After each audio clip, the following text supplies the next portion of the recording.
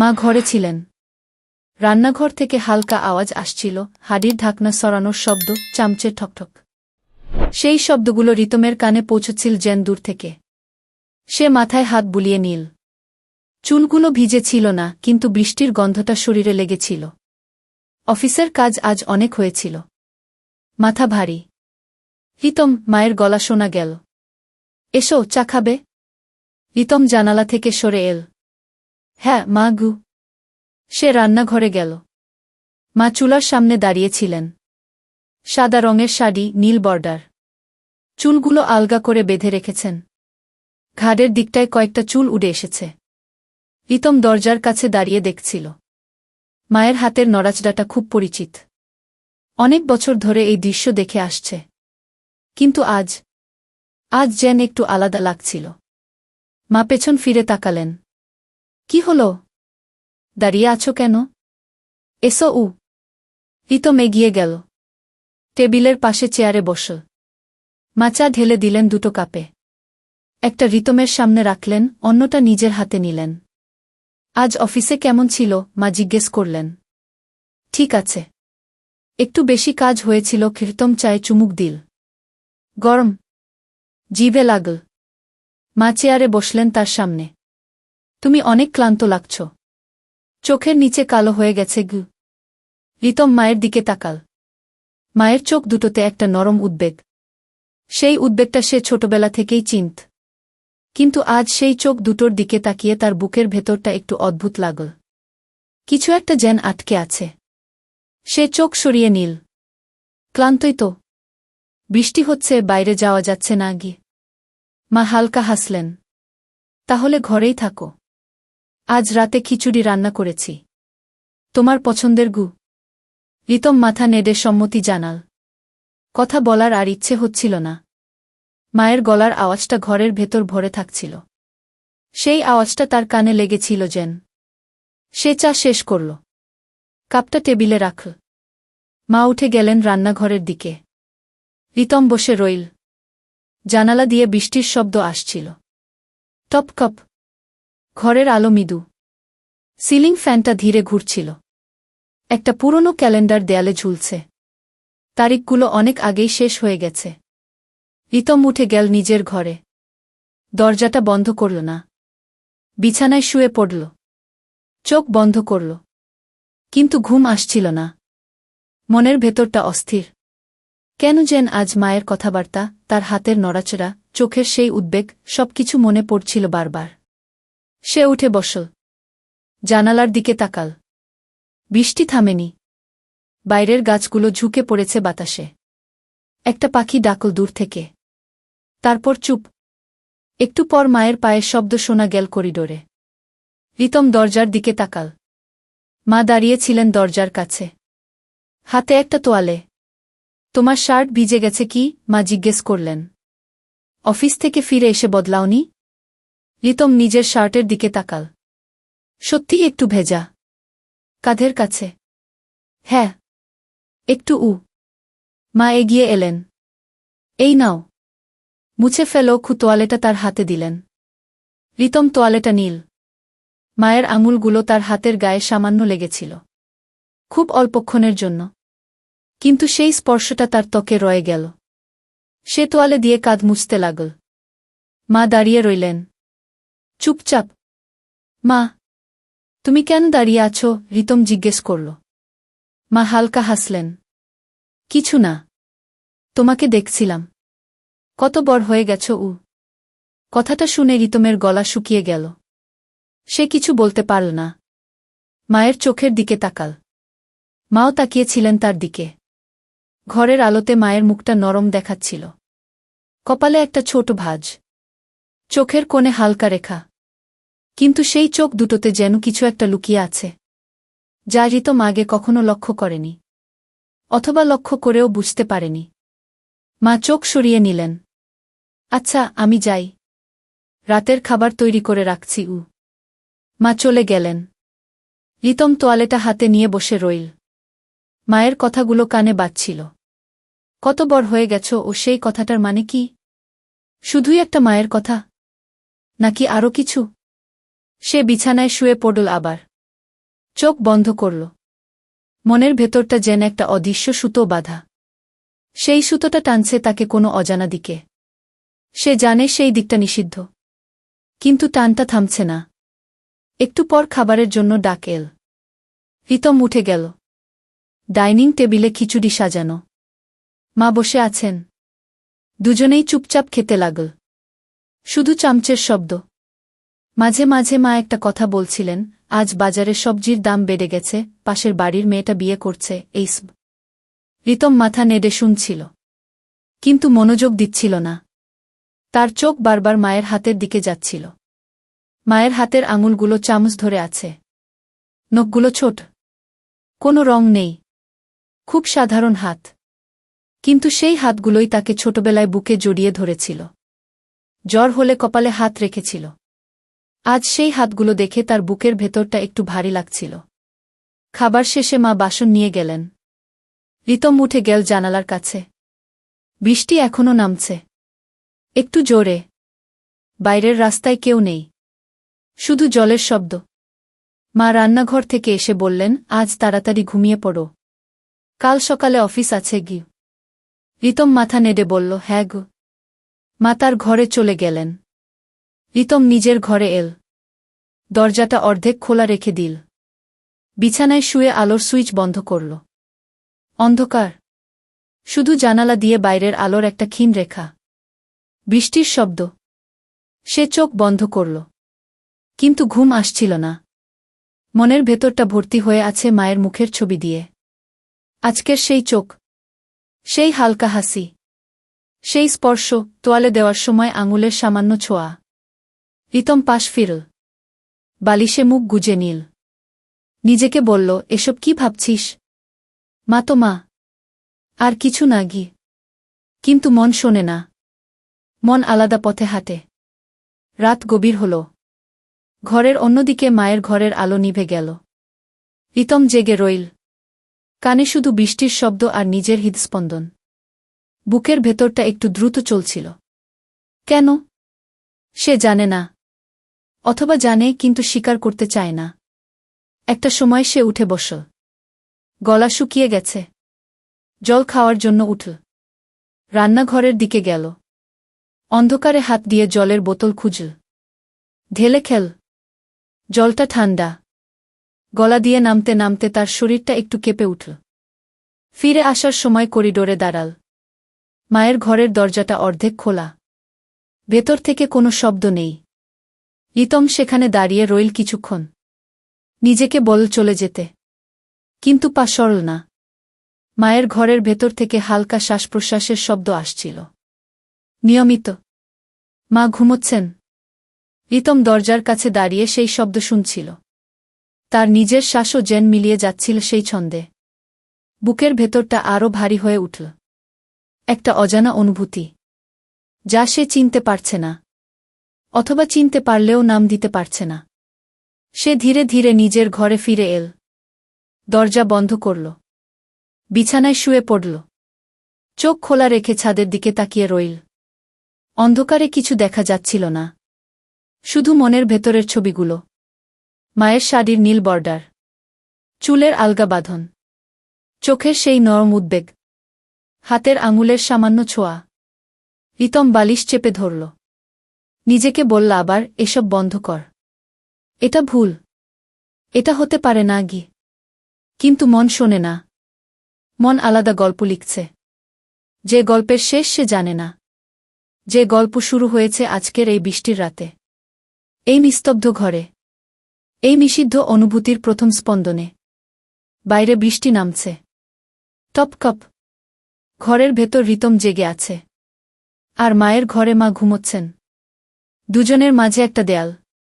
আর সেই দেয়ালের উপারে একটা অদৃশ্য সুতো, যা টানছে দুজনকেই। ধীরে ধীরে। অজান্তে। রিতম চোখ বন্ধ করল। এবার ঘুম আসতে শুরু করল। কিন্তু ঘুমের ভেতরেও সেই অনুভূতি রয়ে গেল। একটা উষ্ণতা। একটা টান। একটা অজানা ভয়। আর তার সঙ্গে মিশে আছে একটা নরম, নিষিদ্ধ আকর্ষণ, যা আজ প্রথমবারের মতো নিজেকে চেনা দিল। রাত গভীরতর হল। বৃষ্টি থামল না। আর রিতমের মনের ভেতরের সেই অস্থিরতাও থামল না। সকাল হল। আলো এল জানালা দিয়ে। রিতম চোখ খুল। মাথা ভারী। রাতের কথাগুলো মনে পড়ল। সে উঠে বসল। মুখ ধুতে গেল। আয়নায় নিজের মুখ দেখল। চোখের নিচে কালো দাগ আরও ঘন হয়ে গেছে। রান্নাঘর থেকে মায়ের গলার আওয়াজ এল। হিতম, উহেছ? চা তৈরি উ? রিতম উত্তর দিল, হ্যাঁ মা গু। সে রান্নাঘরে গেল। মা আজও সেই সাদা শাড়ি পরে আছেন, কিন্তু চুলটা আজ একটু আলাদা করে বেঁধেছেন। রিতম চেয়ারে বসল। মা চা দিলেন। রাত জেগেছিলে? মা জিজ্ঞেস করলেন। রিতম চায়ে চুমুক দিল। একটু উ। মা তার দিকে তাকালেন। কি হয়েছে? মন খারাপ? না। রিতম মাথা নাড়ল। কিছু না গি। মা আর কিছু বললেন না, কিন্তু চোখে সেই উদ্বেগ।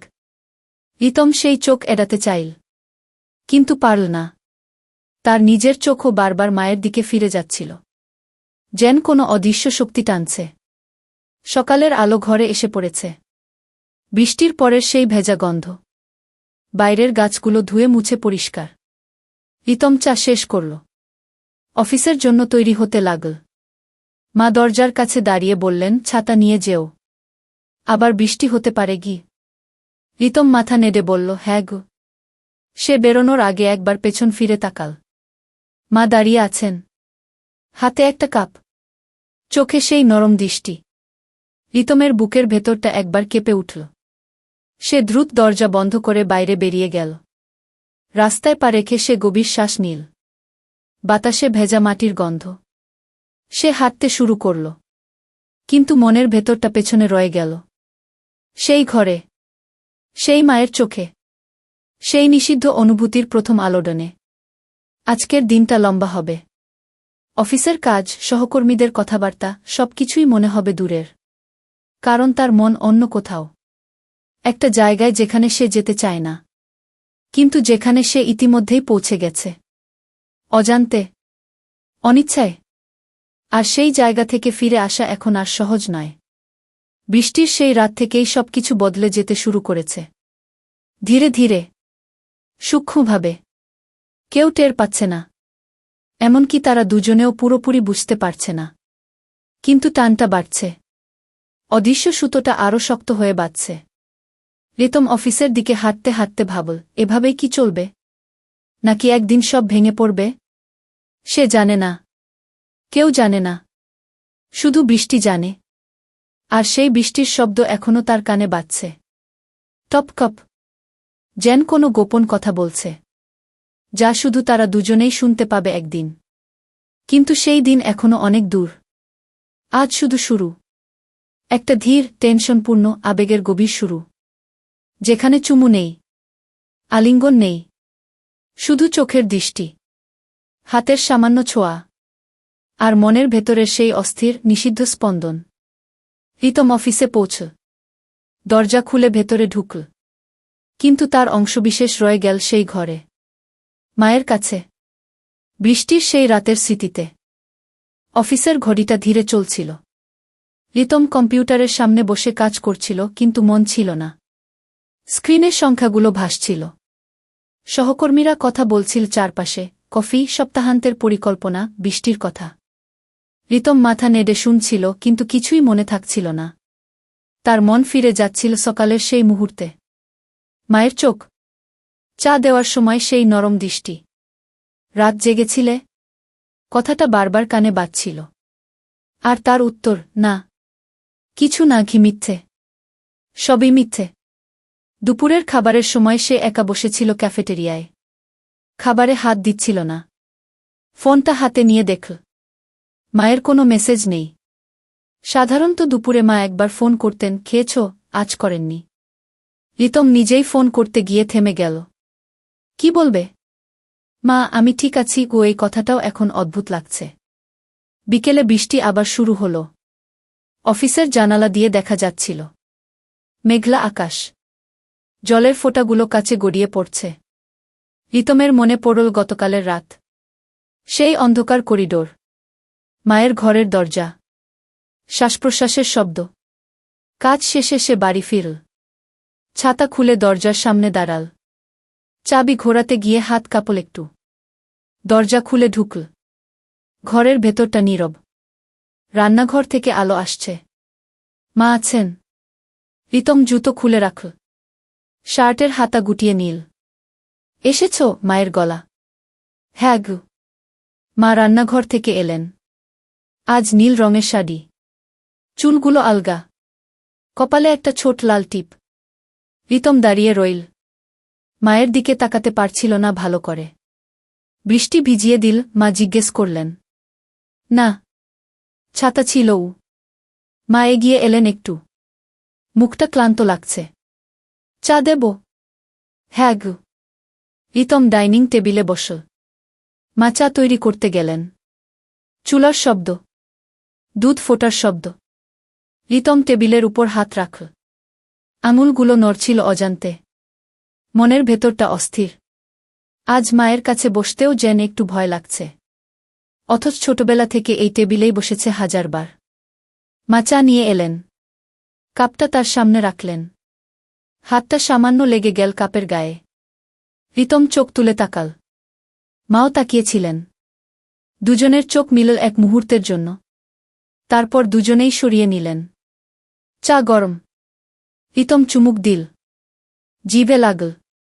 কথা বলার ইচ্ছে হচ্ছিল না। মাও চুপ। শুধু বাইরের বৃষ্টির শব্দ। একটু পর মা বললেন, আজ অফিসে কেমন ছিল? ঠিক আছে গি। তোমার সহকর্মীরা কি বলছিল? বৃষ্টির জন্য সবাই দেরি করে ফিরবে? হ্যাঁ, অনেকেই গি। মা হালকা হাসলেন। তুমি তাড়াতাড়ি ফিরেছ গু। রিতম মাথা নেড়ে সম্মতি জানাল। আর কিছু বলল না। মায়ের হাসিটা তার মনে লেগে রইল। সেই হাসিটা আগেও দেখেছে। কিন্তু আজ যেন একটু আলাদা। নরম। একটু লজ্জার মতো। অথবা সেইভাবেই তার মনে হচ্ছে। চা শেষ করে রিতম উঠে গেল নিজের ঘরে। দরজাটা বন্ধ করল না। বিছানায় বসে ফোন হাতে নিল। কিছু দেখল না। শুধু তাকিয়ে রইল। মনের ভেতরটা ভর্তি হয়ে আছে প্রশ্ন দিয়ে। কেন আজ এত অস্থির লাগছে? কেন মায়ের দিকে তাকাতে গেলে বুকের ভেতরটা কেঁপে ওঠে? কেন গতকালের সেই স্পর্শ, তোয়ালে দেওয়ার সময়, এখনও ত্বকে লেগে আছে? সে জানে উত্তর। কিন্তু স্বীকার করতে চায় না। একটু পর মা ডাকলেন। হিতম, রাতের খাবার সে উঠে গেল। টেবিলে ভাত, ডাল, মাছ। মা বসে আছেন। দুজনেই খেতে লাগল। চুপচাপ। শুধু চামচের শব্দ আর বৃষ্টি। মাঝে মাঝে মা একটা কথা বলছিলেন। আজ বাজারে গিয়েছিলাম। মাছটা ভালো পেয়েছি। রিতম মাথা নেড়ে শুনছিল।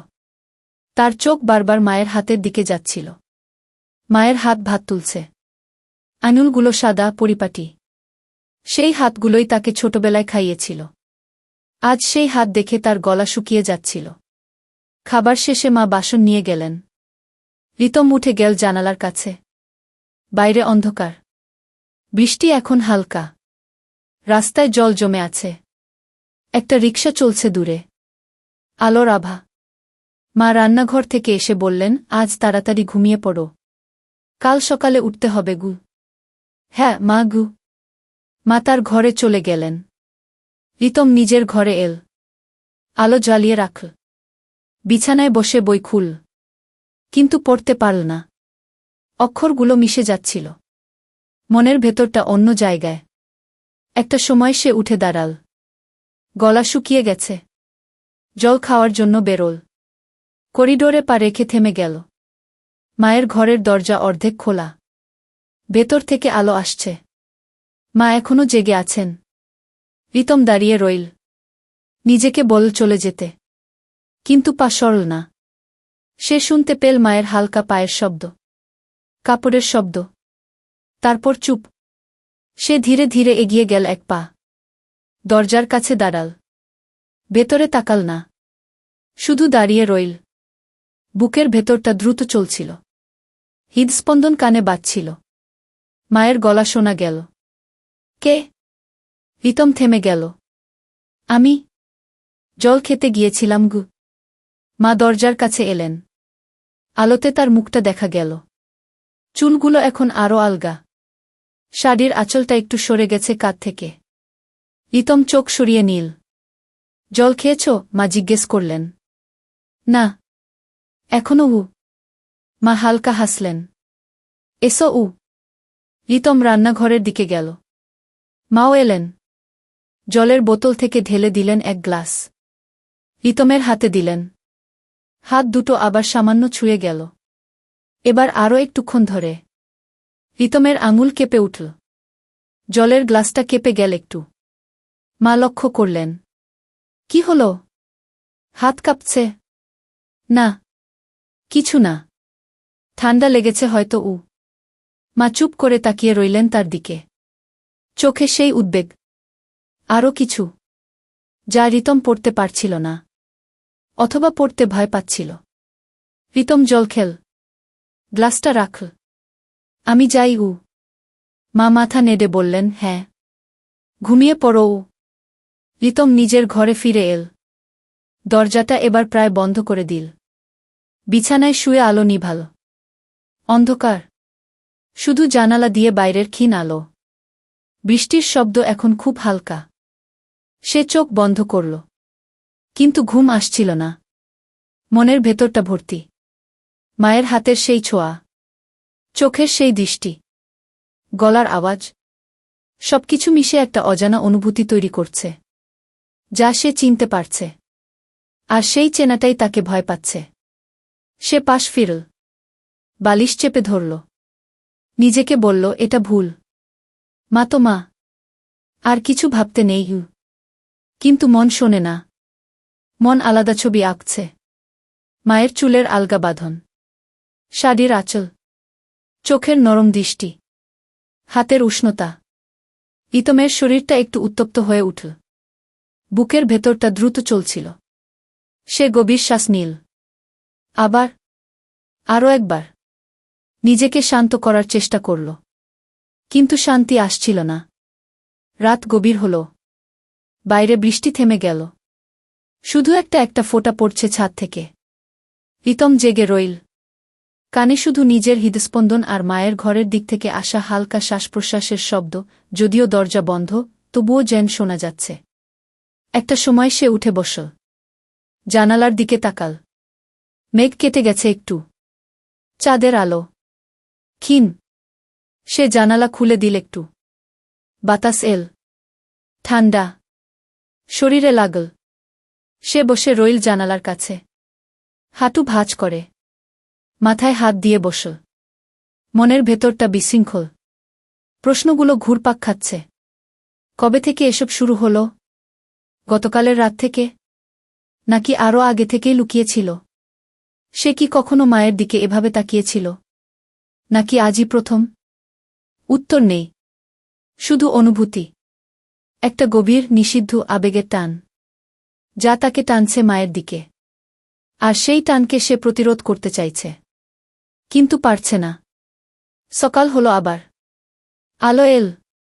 রিতম চোখ খুল। ঘুমিয়েছিল কিছুক্ষণ। মাথা ভারী, শরীর ক্লান্ত। মায়ের গলার আওয়াজ এল। হিতম, উঠেছ? হ্যাঁ গু। সে উঠে গেল। মুখ ধুয়ে রান্নাঘরে এল। মা চা দিলেন। আজ আরও কম কথা। দুজনেই চুপ। শুধু চায়ে চুমুক আর চোখের লুকানো দৃষ্টি।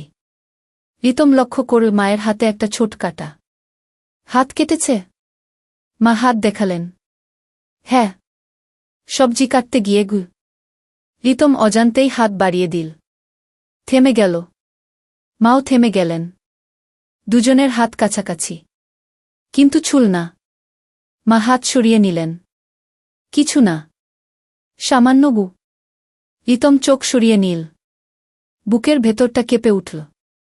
সে চা শেষ করল। অফিসের জন্য তৈরি হতে লাগল। বেরোনোর আগে মা বললেন, ছাতা নিও গু। হ্যাঁ গু। সে দরজার কাছে দাঁড়াল। পেছন ফিরে তাকাল একবার। মা দাঁড়িয়ে আছেন। চোখে সেই দৃষ্টি।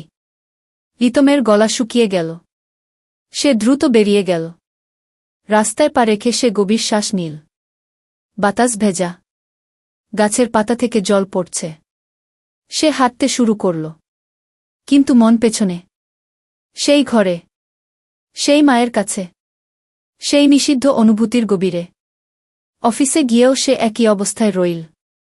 কাজ করল, কথা বলল, কিন্তু মন ছিল না। দুপুরে ফোনটা হাতে নিল। মায়ের নাম দেখল। কল করতে গিয়ে থেমে গেল। কি বলবে? মা, আমি ঠিক আছি গো, এই কথাটাও এখন ভারী লাগছে। বিকেলে বৃষ্টি এল আবার। জানালা দিয়ে দেখল। মনে পড়ল গতকালের রাত, আগের রাত, সবকিছু। বাড়ি ফিরল সন্ধ্যায়। দরজা খুলে ঢুকল। মা আছেন। আজ লাল রঙের শাড়ি, চুল বাঁধা। রিতম দাঁড়িয়ে রইল। মায়ের দিকে তাকাল। মাও তাকালেন। এসেছ? মা বললেন, গলাটা একটু নরম। হ্যাঁ গো। দুজনেই চুপ। শুধু তাকিয়ে রইলেন কিছুক্ষণ। তারপর মা চোখ সরিয়ে নিলেন। চা দেব? হ্যাঁ গো। রিতম বসল। মা চা নিয়ে এলেন। হাত দুটো আবার ছুঁয়ে গেল। এবার আরও স্পষ্ট। রিতমের আঙুল কেঁপে উঠল। মা লক্ষ্য করলেন, কিন্তু কিছু বললেন না। শুধু চোখে একটা অজানা অনুভূতি। চা শেষ করে রিতম নিজের ঘরে গেল। দরজা বন্ধ করল না। বিছানায় শুয়ে পড়ল। চোখ বন্ধ করল। মনের ভেতরটা আরও অস্থির। টানটা বাড়ছে। ধীরে ধীরে, সূক্ষ্মভাবে। কেউ টের পাচ্ছে না। এমনকি তারা দুজনেও পুরোপুরি স্বীকার করছে না। কিন্তু রাত নামছে। বৃষ্টি নামছে। আর সেই অদৃশ্য সুতোটা আরও শক্ত হয়ে বাঁধছে দুজনকে। একটা নিষিদ্ধ আকর্ষণের গভীরে। যেখানে এখনো চুমু নেই, আলিঙ্গন নেই, শুধু চোখের দৃষ্টি, হাতের সামান্য ছোঁয়া, শ্বাসপ্রশ্বাসের শব্দ, আর হৃদস্পন্দনের দ্রুততা। রিতম চোখ খুলে তাকাল ছাদের দিকে। অন্ধকার। শুধু মনের ভেতরের ছবি। মায়ের মুখ, মায়ের হাত, মায়ের চোখ। সে জানে এটা ভুল, জানে এটা নিষিদ্ধ, কিন্তু থামছে না, থামাচ্ছে না। আর সেই অথাম্য টানই এখন তার রাতের সঙ্গী। বৃষ্টির শব্দের সঙ্গে মিশে। নিস্তব্ধ ঘরের ভেতর। একটা ধীর, টেনশনপূর্ণ আবেগের গভীর অধ্যায়ে। রাত গভীরতর হল। রিতম জেগে রইল। আর মায়ের ঘরে মাও হয়তো জেগে আছেন। দুজনের মাঝে দেয়াল। আর দেয়ালের উপারে একটা অদৃশ্য, নিষিদ্ধ আবেগের সেতু, যা প্রতি রাতে আরও একটু শক্ত হচ্ছে, আরও একটু কাছাকাছি আসছে। কিন্তু এখনো দূরত্ব আছে, এখনো সংযম আছে, এখনো শুধুই অনুভূতি। স্পর্শের সামান্যতা, চোখের লুকানো কথা, আর মনের ভেতরের সেই গভীর, নীরব, নিষিদ্ধ স্পন্দন।